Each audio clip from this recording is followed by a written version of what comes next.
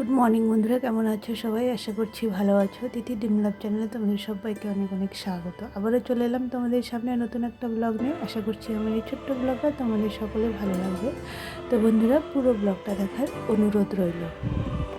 তো এই যে কড়াই দেখতে পাচ্ছ, এটা হচ্ছে কালকের সবজি। আমি আজকে কালকে রাত্রে বললাম না আমি যতটুকু পারি খাবো, তো আর সব মানে যা বাঁচবে রেখে দেবো। তো সবটুকু মানে চচ্চড়িটা সবটুকু খেয়েছি। আর এই যে ছেলের জন্য যে আলাদা করে ঝোলটা করেছিলাম সেটা আর মানে খেতে পারিনি, তো সেটাই আর কি সকালে গরম করে নিলাম।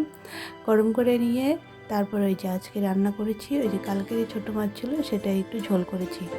করে ওদিকে সব রান্নাঘরের বাসন টাসন মেজে রেখে এই যে চলে এসেছি আমি বিছানাটা গুছাতে। বিছানাটা গুছিয়ে ঘর মুছে স্নান করে পুজো দেবো, কারণ আজকে আবার যেতে হবে বুঝছো। ওই মার আজকে রিপোর্ট দেওয়ার কথা, তো রিপোর্টটা আনতে আর কি ভাই যাওয়ার কথা ছিল। তো আমি ভাইকে বললাম যে আমিও যাবো, কারণ অনেক দিন হয়ে গেল ট্রিটমেন্টটা এখনও স্টার্ট হচ্ছে না। তো ডাক্তারের সঙ্গে একটু ভালো করে কথা বলতে হবে। তো তার জন্য আমি ভাইকে বললাম যে তোর সঙ্গে আমিও যাব। তো যাই হোক, তার জন্য তাড়াতাড়ি করে কাজটা আমি সেরে নিচ্ছি, কাজ সেরে তারপরে যাব। তো এই যে এদিকে বিছানা গুছানো হয়ে গেছে, আমি ঘর মুছার জল নিয়ে এসে ঘরটা মুছে নিচ্ছি। ঘর মুছে তারপরে স্নান করে এসে ফটাফট পুজোটা দিয়ে নেবো, মানে 11:30টার মধ্যে বাড়ি থেকে বেরোতে হবে। তো সেই হিসাবে আমাকে কাজটা তাড়াতাড়ি করতে হবে। তো চলো।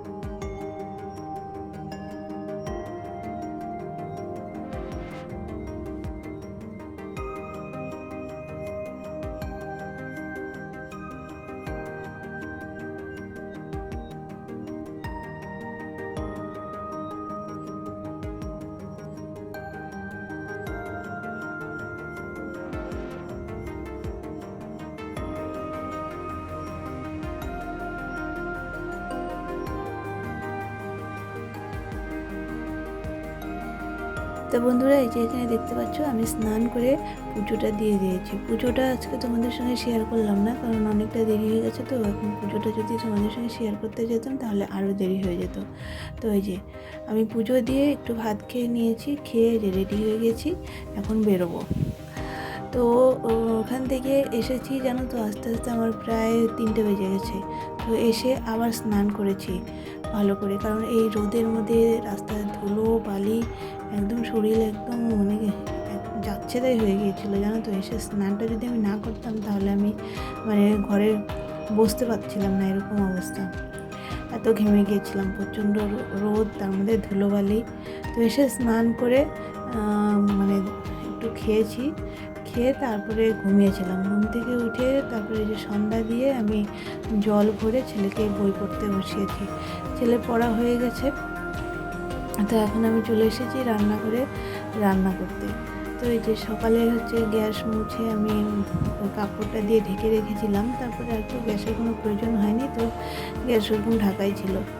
তো এখন খুলে যে চিটগুলো লাগিয়ে এখন গ্যাসটা মানে ভাত বসাবো গ্যাসে।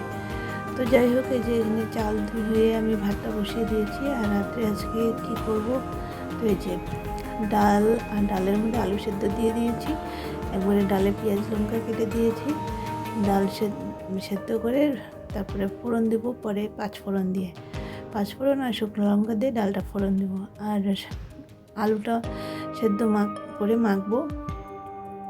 তো এই হচ্ছে রাতের ডিনার। আর বেশি কিছু ঝামেলা করলাম না, কারণ এত রোদ আর গরমের মধ্যে এসে না শরীরে একদম ক্লান্ত হয়ে গেছে।